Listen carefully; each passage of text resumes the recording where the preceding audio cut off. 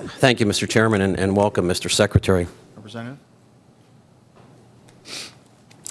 The decisions that we make here in Harrisburg obviously impact our communities, and many of those decisions we make are not made without input from our constituents. And if you bear with me a second, I would like to share with you a comment of a local school business manager as he's weighing in following some of the budget hearings. Mark, it troubles me greatly that the governor is proposing to reduce the collar on employer pension contribution increases from a maximum 4.5% increase to a maximum 2.25% increase. This is nothing more than kicking the can further down the road. Again, we need real solutions that can start digging us out of this terrible pension hole. This problem will keep getting more and more difficult to solve as we pass through time, with the can cluttering further down the road in front of us. I don't know what all the answers are. I leave that to those that are much smarter than I.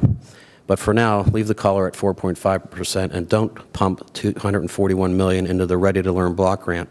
That's just pumping new money into the same black hole that hasn't produced the results it should have in the past. Okay, I'm done venting. Hope all is well.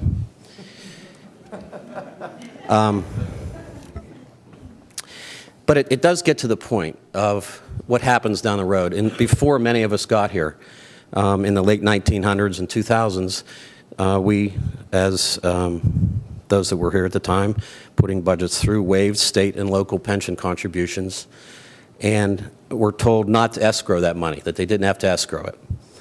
Well, many saw that as a pot of gold when it came time to negotiate contracts.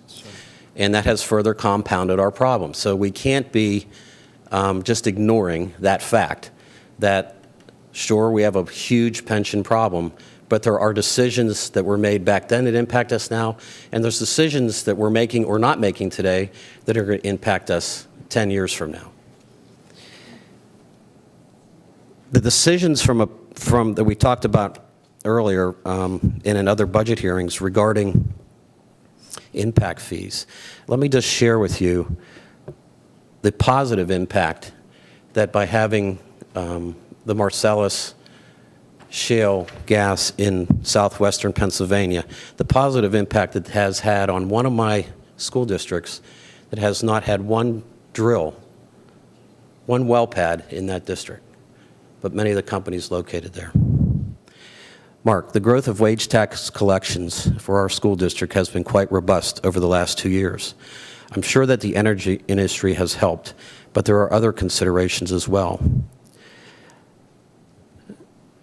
I think the implementation of Act 32, countywide tax collection, again, something that this body did, is one huge factor, as well as the expansion of other area employers because of the economic climate in our region. Our audited wage tax collections for 2011-2012 were almost $4 million. For 2013 and 14, it's going to be almost $5 million. And that's the school district share. So that's $1 million additional because of the policies, in my opinion, that many of us has made here in Harrisburg. So there's a lot of positive things that have happened, but we want to make sure, as he said in his first email, that we don't make decisions or fail to make decisions that are going to impact us in a long term. And I will say that I think Representative Dean was correct in that we made the right decision on the transportation vote. I will agree with her on that. I was proud to vote yes on that. But I do disagree with her comments regarding Medicaid expansion, because I think we have a history with the federal government in showing areas where they've kind of suckered us in. And I think the Medicaid expansion vote is a sucker's bet. We fell for that with the feds, I think, regarding special education funding. And you know, they kind of dropped the ball there. And what I don't want to see happen is the graph that Representative Christian held up earlier.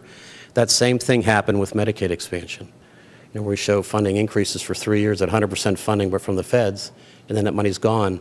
And then what economic climate are we in? So I think we need to make really mature, conscious, long-term decisions instead of what feels good in the short term. So I don't know if there's a question in there, Mr. Speaker or Mr. Chairman.